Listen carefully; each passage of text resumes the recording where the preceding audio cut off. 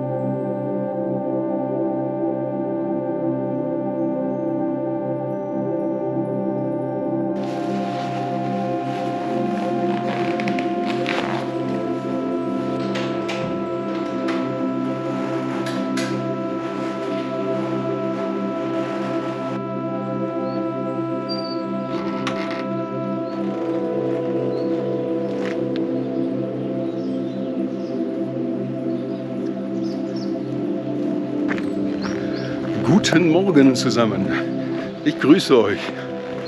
Heute bei einem Video einmal extra territorial westtional. Ein paar Stellen auch außerhalb der Region würde ich euch gerne zeigen. Und werde jetzt eine Wanderung machen, die ich vor 2-3 Tagen schon mal gemacht habe. Und die ich so schön fand, dass ich sagte, das ist eine der schönsten Wanderungen, die ich je gemacht habe. Die möchte ich euch zeigen. Insofern kommt mit und schaut es euch selber an.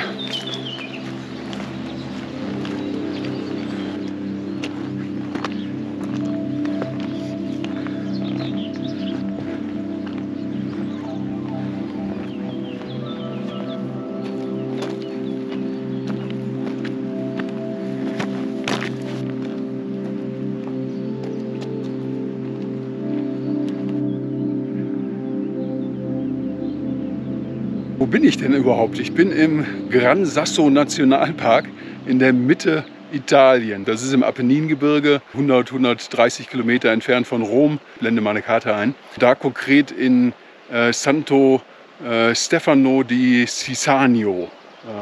Das ist das, was man da hinten sieht.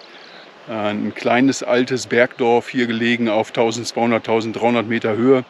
Oberhalb der Baumgrenze, oder die haben ja schon alles abgeholzt in früheren Jahren, ich weiß es nicht. Es haben Hirten früher in dem Dorf hier gelebt. Ich glaube, im 19. Jahrhundert waren hier noch über 2000 Menschen. Das ist dann sukzessive zurückgegangen und heute leben jetzt hier gerade mal etwas über 100 Leute. Insofern diese Bergdörfer, die es hier in den Abruzzen und im Apenningebirge gibt, die sterben langsam aus. Dann aber kam sogar 2009 das Erdbeben hier in der Region. Vielleicht erinnern sich einige von euch daran. Das Epizentrum war in der Nähe von L'Aquila. Das ist die große Stadt, die hier in der Nähe ist. Hat die gesamte Region erschüttert. 300 Tote, ich glaube über 70.000 Obdachlose. Es sind jede Menge Häuser zerstört worden. Auch Santo Stefano hat sehr gelitten unter dem Erdbeben, ist viel zerstört worden. Santo Stefano hatte das Glück, dass ein reicher Unternehmer sich entschlossen hatte, in das Dorf zu investieren.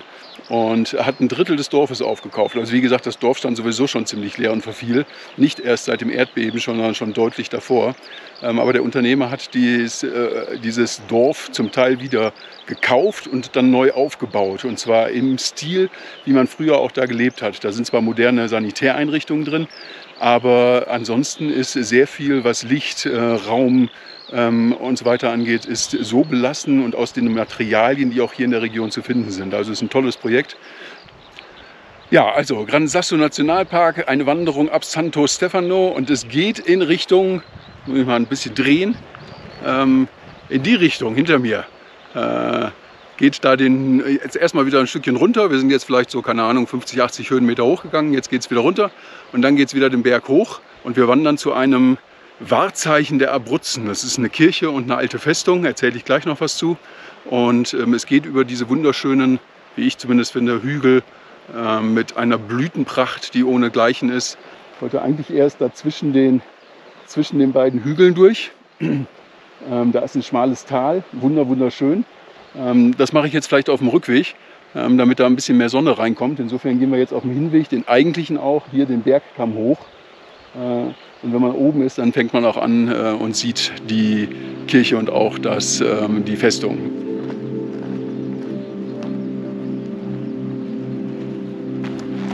Das sei vielleicht auch noch gesagt.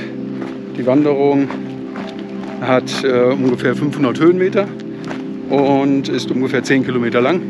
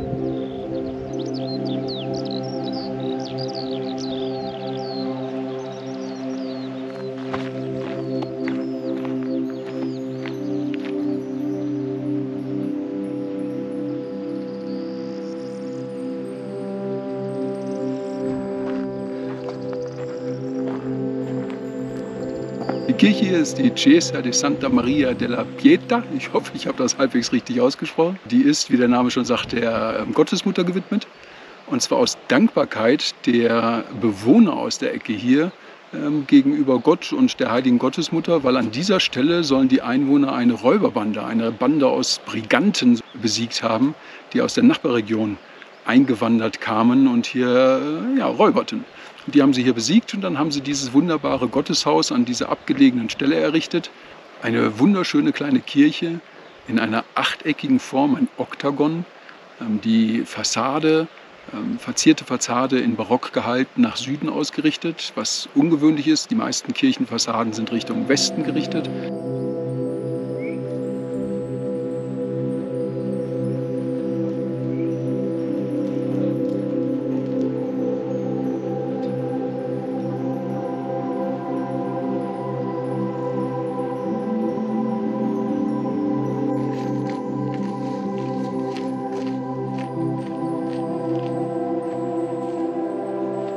Einmal der Rundumblick. Wenn das nicht was ist.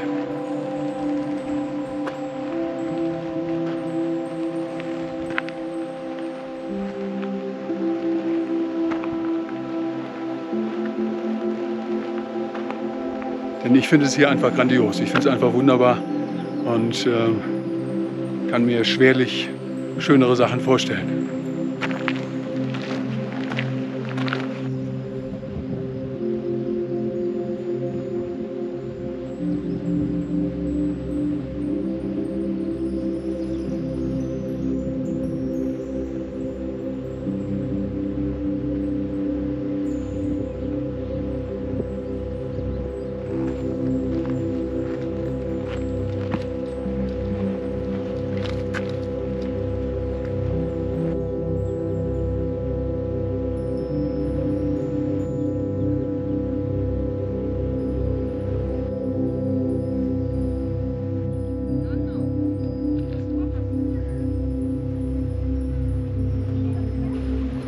Ja, jetzt sind wir oben an der Burg oder an der Schloss angekommen.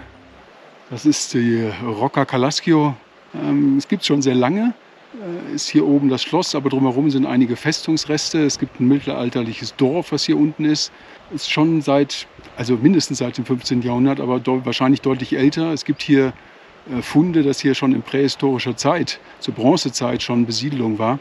Da gab es diese Festung logischerweise nicht. Aber wann die Festung errichtet worden ist, kann ich leider nicht genau sagen. Ich gehe davon aus, das war so um 1200, 1300 rum. Ist wahrscheinlich immer wieder dran gewerkelt worden. Es gab auch mehrere Erdbeben, die es dann zerstört haben und dann ist es wieder aufgebaut worden. Es hatte eine hohe militärische Bedeutung wohl auch in verschiedenen Kriegen und Auseinandersetzungen. Jetzt aber schon lange nicht mehr. Und es ist verfallen, es ist wieder ein bisschen restauriert worden. Heute ist es eines der Wahrzeichen der Region Abruzzen in Italien. Es ist auch eine der höchstgelegenen, einige sagen sogar die höchstgelegenste Burg in ganz Italien, auf 1450 Meter ungefähr. Wirklich wunderschön und toll gelegen. Ich kann nur sagen, schaut es euch selber an. Ich finde es einfach wunderschön hier.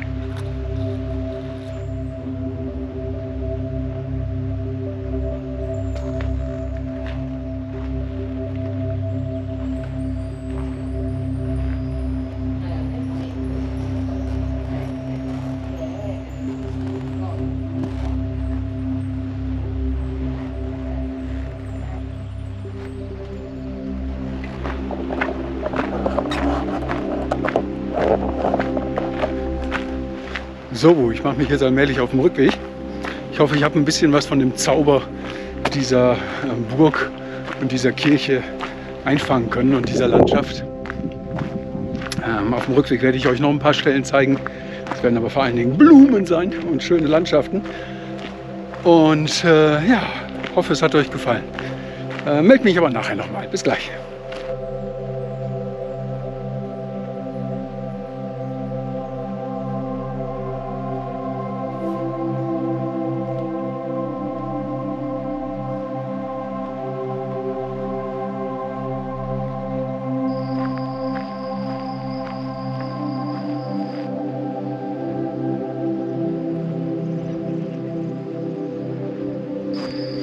So, ich wollte euch noch etwas zeigen. Da ist so eine runde Vertiefung, Loch will ich nicht sagen. Ich nehme an, dass das ursprünglich auch mal von Menschenhand irgendwas angelegt war. Vielleicht hatte man hier ein Gebäude stehen oder sonst was. Und in diesem Loch blüht es über und über mit, keine Ahnung, Dutzenden verschiedenen Blumen. Das ist übersät mit weißen, gelben, lila, blauen Blüten. Und ich finde das einfach umwerfend, einfach wunderschön. Das scheint hier so ein kleines Mikroklima zu geben. Also hier dieser Kreis, dass da vielleicht ein bisschen mehr Feuchtigkeit oder was auch immer, besondere klimatische Bedingungen herrschen.